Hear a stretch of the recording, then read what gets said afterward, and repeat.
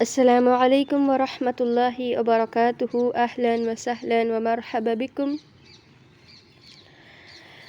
الحمد للہ، اللہ تعالیٰ کی توفیق اور اس کی رحمت کے ساتھ ہم ایک بامقصد زندگی کی شروعات کر چکے ہیں، ہے نا؟ الحمد للہ۔ سبحان اللہ، ہم نے پہلے کے سیشنز میں مقصد کے ساتھ اسلام کو جانا اور اسی طرح اسلام کیوں، اس کے بارے میں بھی ہم نے بات کی، کیونکہ یہی حق ہے، باقی سب باطل ہے۔ اور اسی طرح ہم لاسٹ سیشن میں یعنی حدیث جبرائیل کو ہم دیکھ رہے تھے نا، سبحان اللہ۔ انشاءاللہ تعالیٰ آج ہم اس کو کنٹینیو کریں گے۔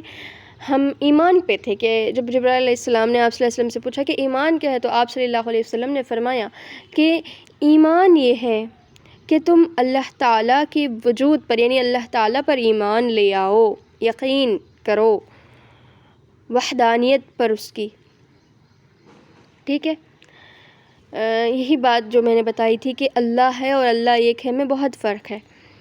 تو خالص اللہ تعالیٰ کی عبادت، یہی تو آگے اسلام ہے، سبحان اللہ، ہم دیکھیں گے۔ تو یہاں پہ ہم نے دیکھا تھا کہ اللہ پر ایمان لے آنا، اس کے فرشتوں پر ایمان لے آنا کہ وہ موجود ہیں، اور اسی طرح 4 اہم فرشتے جبرائیل علیہ السلام، میکائیل علیہ السلام، اسرائیل علیہ السلام، اسرافیل علیہ السلام، جنہیں اللہ تعالیٰ نے بہت بڑے بڑے کام دیے ہوئے ہیں۔ اور اسی طرح جہاں بھی فرشتوں کا ذکر آتا ہے ہمیں اس پہ ایمان لے آنا ضروری ہے، یقین کرنا فرشتوں پر، سبحان اللہ، ٹھیک ہے؟ اور خاص طور پہ ہمارے بازوؤں پہ جو اللہ تعالیٰ نے فرشتے رکھے ہوئے ہیں، ان سے تو خاص طور پہ جو ہے نا یعنی احتیاط برتنی چاہیے کہ ہم سے کوئی ایسا کام نہ ہو جائے کہ ہمارے نامہ اعمال میں وہ لکھا جائے اور کل ہمیں شرمندگی ہونی پڑے، ٹھیک ہے؟ تو اسی طرح سبحان اللہ یہ ہے کہ آگے آپ صلی اللہ علیہ وسلم فرماتے ہیں کہ اللہ تعالیٰ سے ملاقات پہ ایمان لے آنا، اللہ اکبر، یعنی میں نے اللہ تعالیٰ کو ایک دن اپنا چہرہ دکھانا ہے، میں نے ملاقات کرنی ہے اللہ تعالیٰ سے، کیا جواب دوں گی اس زندگی کے بارے میں؟ اللہ اکبر کبیرہ۔ سوچیں، اللہ نے آپ کو کیا کچھ نہیں دیا، زندگی دی، ماں باپ دیے، اتنا خوبصورت نیچر آپ کو اللہ نے دیا، یعنی قدرت اللہ تعالیٰ نے آپ کو دی، یعنی اتنے پیارے پیارے بھائی بہن آپ کو دیے، اولاد آپ کو دی، کھانا پانی کپڑے، ایچ اینڈ ایوری تھنگ، بولنے کی طاقت، سننے کی قوت، دیکھنے کی بصارت، کیا کچھ نہیں دیا، چلنے کی، بیٹھنے کی، اٹھنے کی، سانس لینے کی طاقت، ہر چیز آپ دیکھ لیں، یعنی ایک چیز اللہ نے دی، کیا اس کا حساب کتاب نہیں ہوگا؟ میں آپ کو ایک مثال سے سمجھاتی ہوں۔ ایک کمپنی سے وہاں کا باس CEO ایک امپلائی کو کسی شہر بھیجتا ہے کچھ امپورٹنٹ پروجیکٹ کے ساتھ، ٹھیک ہے؟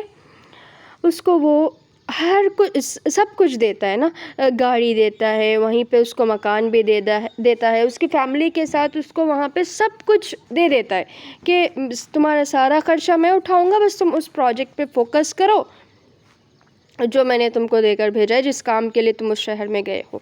وہ گاڑی بھی کس مقصد کے لیے؟ اس پروجیکٹ کے لیے۔ وہ گھر بھی، وہ اس کو جو بھی لگژری پرووائڈ کی ہے اس باس نے، سبحان اللہ، اس لیے کہ وہ اس پروجیکٹ پہ کام کرے، ٹھیک ہے؟ ایک مقصد کے ساتھ بھیجا ہے نا، ایسے ہی تو نہیں اس کو سب کچھ دے دیا، سبحان اللہ۔ اگر سوچیں آپ اس امپلائی کے بارے میں جو وہاں بھیجا گیا ہے، سارا کچھ دیا گیا ہے اس کو، ٹھیک ہے؟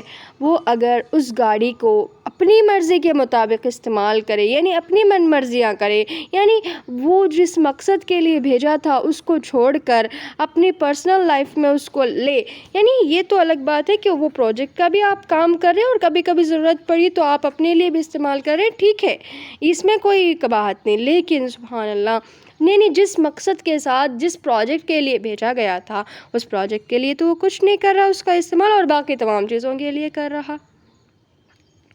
سوچیں، سبحان اللہ، جب باس کو یہ بات پتہ چلے گی اور وہ ایک نہ ایک دن واپس آئے گا نا باس کے پاس، تو باس اس سے کیا کہیں گے؟ یعنی جب اس کو پتہ چلے گا نا تو فوراً اس کو فائر کر دیں گے نا، یعنی وہیں پہ ہے وہ شخص ابھی بھی، پتہ چلتا ہے باس کو کہ پروجیکٹ کا کچھ کام نہیں ہو رہا، بس وہ من مرضیاں کر رہا ہے، عیش و آرام کا لطف اٹھا رہا ہے، میرا تو پروجیکٹ گیا پانی میں، سبحان اللہ، تو وہیں پہ اس کو فائر کر دے گا، سارا کچھ چھین لے گا اس سے، ہے نا؟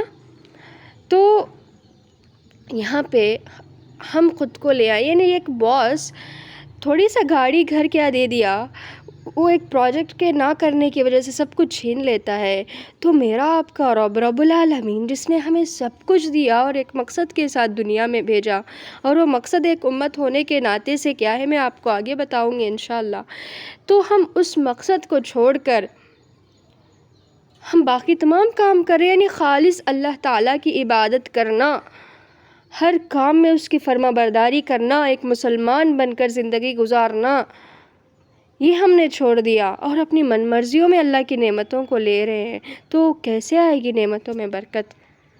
کیسے زوال نعمت نہیں ہوگا؟ بتائیں مجھے، آپ کو یہ ناشکری ہے؟ شکر کیا ہے کسی بھی نعمت کا؟ کہ دینے والے کی مرضی کے مطابق اس نعمت کو استعمال کیا جائے، اور یہی اس نعمت کا حق بھی ہے، یاد رکھیں۔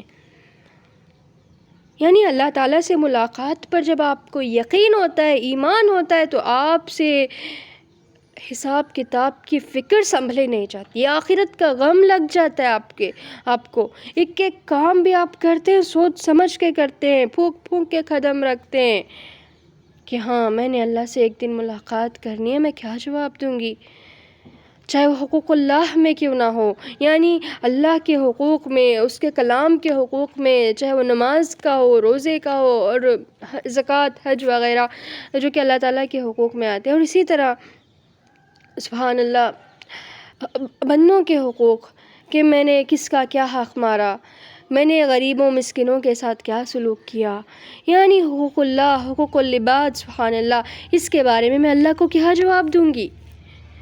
یہی تو اللہ تعالیٰ سے ملاقات پر یقین، ایمان ہے، جس کو سبحان اللہ یقین آخرت آ جاتا ہے وہ چین سے نہیں بیٹھتا۔ جیسے آج ہم مسلمان پرسکون مطمئن اپنی ہماری زندگیوں میں مست ہے نا، ایسا نہیں رہتے تھے سبحان اللہ، اگر واقعی میں یعنی ہمیں صرف علم آخرت ہے، یقین آخرت تو ہے ہی نہیں، اور وہ علم صحیح علم ہو ہی نہیں سکتا، وہ علم کا مقصد حاصل ہو ہی نہیں سکتا جب آپ کے اندر اس کے بعد یقین نہ آئے۔ سمجھ رہے ہیں آپ بات کو، کہ فلاں جگہ آگ لگی ہے، آپ کو یقین ہے، یعنی علم ہے آپ کو کہ فلاں جگہ آگ لگی ہے، اور آپ اپنا بندوبست دوسری جگہ نہیں کر رہے، یعنی آپ کے گھر کے پاس آگ لگی ہے، آپ اپنا بندوبست کسی اور جگہ نہیں کر رہے، آپ وہیں پہ ہے، یعنی جب یقین نہیں ہوتا نا کہ ہاں کوئی بول رہا ہے، ہاں علم ہے کہ وہاں آگ لگی ہے، ٹھیک ہے لگی ہے، یقین نہیں ہے آپ کو، لیکن اگر یقین ہوتا تو فوراً آپ جیسے ہی وہ بات سنتے کہیں اور آپ شفٹ ہو جاتے، کیونکہ آج یہاں آگ لگی ہے، کل ہمارا گھر جل جائے گا۔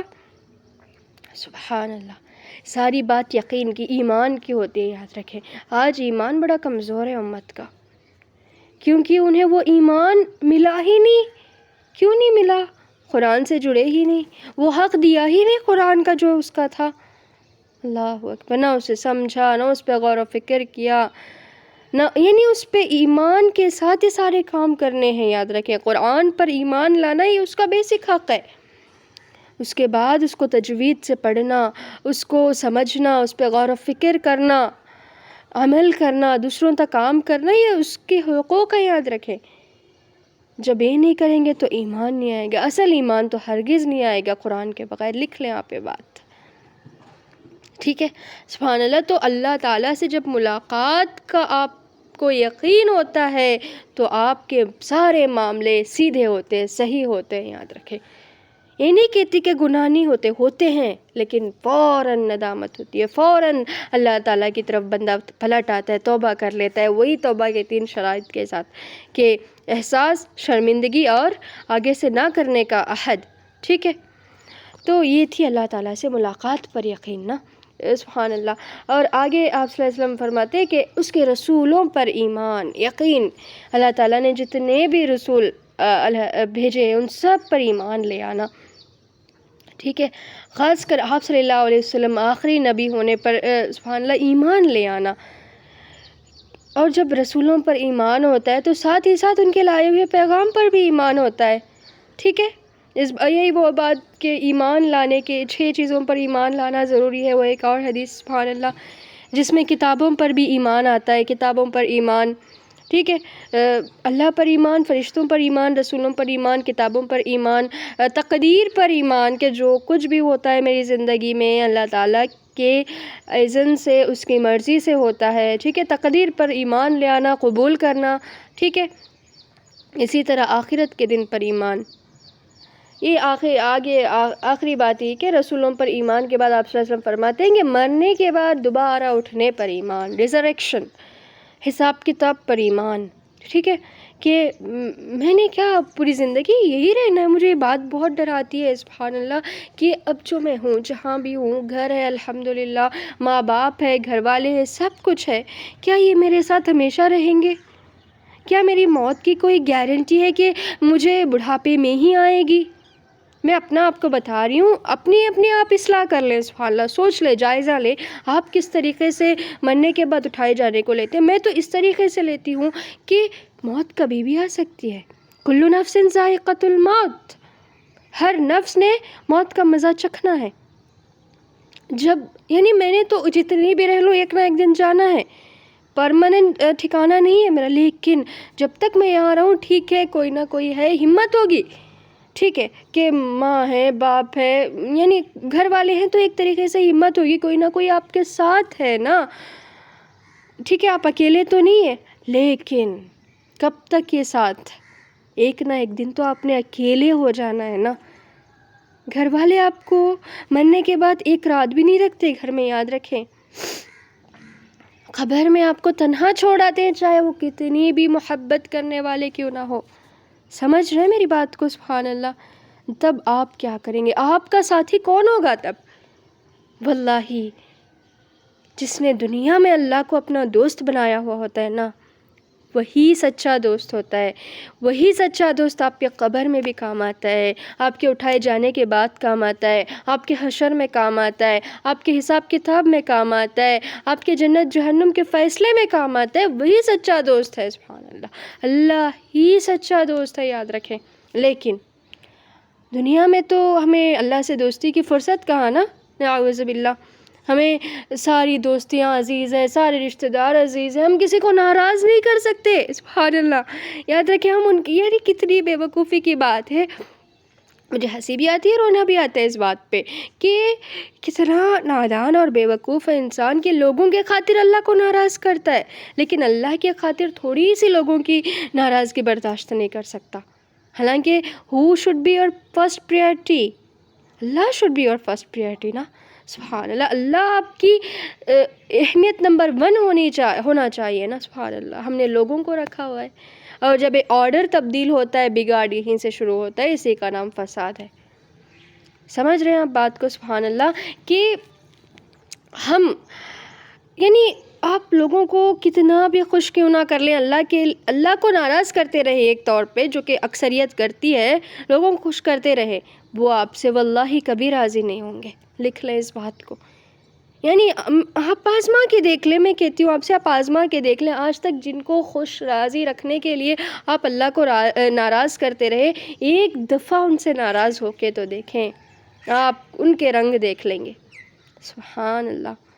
انہیں احسان کچھ نہیں ہوتا کہ ہاں اتنے سالوں سے ہی اس کا رشتہ میرے ساتھ، کچھ نہیں ہوتا. یعنی لوگ آپ کی اچھائیوں کو نہیں، آپ کی غلطیوں کو نوٹ کرتے ہیں، اور میرا مالک سبحان اللہ آپ کی غلطیوں کو نظر انداز کر کے ایک نیکی کو چن لیتا ہے. یہ ہے اللہ تعالیٰ جس کو میں اور آپ آج تک ناراض کرتے رہے. اللہ تعالیٰ ہمیں معاف کرے، ہماری اصلاح کرے، ٹھیک ہے سبحان اللہ. تو یہی بات کہ مرنے کے بعد، اٹھائے جانے کے بعد، یعنی وہی بات کہ میں یہاں ہمیشہ تو نہیں رہوں گی، ایک نہ ایک دن میں نے اکیلے ہو جانا ہے. اور اگر میں چاہتی ہوں کہ مجھے کوئی خوف اور غم نہ ہو، لا خوف علیہم ولا هم یحزنون ہو میرے ساتھ، تو ایک ساتھی تو ضروری ہے میرے ساتھ. اور اللہ سے بہترین ساتھی کون؟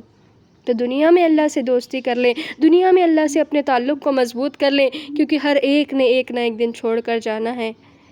ہر ایک نے کل قیامت کے دن سبحان اللہ آپ پڑھ کے دیکھیں حشر کے میدان کے بارے میں، حساب کتاب کے بارے میں، ہر ایک کو اپنی پڑی ہوگی، نہ ماں بیٹے کی، نہ بیٹا ماں کا، نہ بیوی شوہر کی، نہ شوہر بیوی کا. سبحان اللہ، کوئی کسی کا نہیں. سب سے زیادہ محبت کرنے والی ذات ماں بھی کل سبحان اللہ اپنی پڑی ہوگی، اس کو بیٹے کو بھی اپنا پڑا ہوگا. اللہ اکبر کبیرہ. کوئی ذات اگر آپ کے کام آئے گی، دنیا میں بھی دیکھیں، دنیا میں بھی دیکھ لیں سبحان اللہ، جب سارے چھٹ جاتے ہیں، چھوڑ جاتے ہیں، یہ ایک ذات ہمیشہ آپ کے انتظار میں رہتی ہے کہ میں ہوں تیرے ساتھ میرے بندے، تو آ تو صحیح میری طرف. اور یہی ذات آپ کے مرنے کے بعد بھی کام آئے گی، یہی ذات آپ کو جنت تک بھی لے جائے گی. اس لیے مرنے کے بعد جس کو یعنی ایمان ہوتا ہے مرنے کے بعد کا، وہ دنیا میں اللہ سے دوستی کر لیتا ہے، کیونکہ یہی عقل مندی ہے، یہی سبحان اللہ حکمت والی بات ہے.